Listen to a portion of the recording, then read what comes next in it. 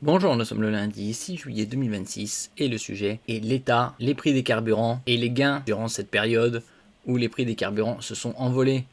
On peut voir par exemple ici sur 6 mois l'évolution du prix du Brent avant le conflit au 28 février, il était à 71 et là il est redescendu au même niveau. En revanche, les prix des carburants à la pompe sont toujours très élevés, bien plus élevés qu'en mi-février. Il n'y a pas eu de cagnotte, l'État a engrangé 80 millions d'euros de moins en recettes fiscales liées au carburant depuis le début de l'année.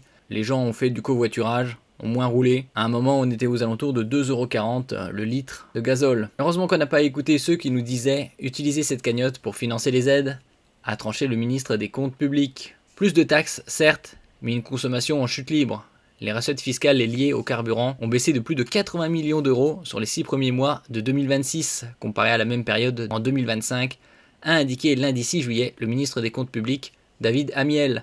N'oubliez pas de vous abonner pour plus de news nationales, européennes et internationales sur ce monde dans lequel nous vivons. Avec la guerre au Moyen-Orient, les prix du carburant se sont envolés à partir du 28 février, c'est quasi instantané, ce qui rapporte plus à l'État par litre vendu, mais les consommateurs ont modifié leur comportement et ont acheté moins d'essence et de diesel, ce qui in fine a grevé les recettes de l'État. Fin mai, le ministre de l'économie Roland Lescure avait indiqué que la consommation de carburant avait diminué de 14% du 1er mai au 20 mai par rapport à la même période l'an dernier, du fait de la hausse de leurs coûts provoqués par la guerre au Moyen-Orient.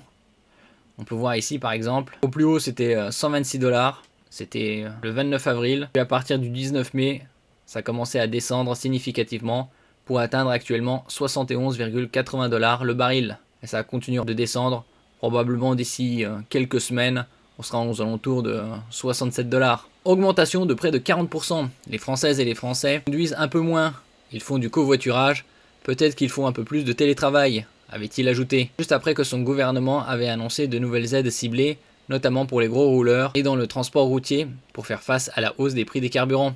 Alors que le gazole se vendait 1,72 € le litre au 27 février, les stations-service françaises, selon un calcul de l'AFP, à partir de données gouvernementales, son prix a grimpé après les premières frappes israélo-américaines en Iran.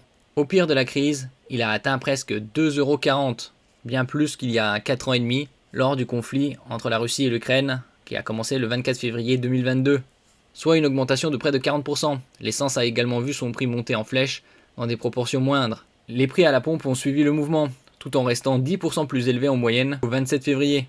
Donc là pour l'instant il faudra attendre encore quelques semaines pour que ça descende au niveau de mi-février. Le Rassemblement national avait appelé le gouvernement à réduire la TVA sur les carburants à 5,5 contre 20% actuellement, pour alléger la facture des automobilistes. Mais une telle baisse, réclamée depuis 2022, serait contraire au droit européen qui empêche d'appliquer au carburant un taux de TVA inférieur à 15%, selon les experts interrogés par l'AFP.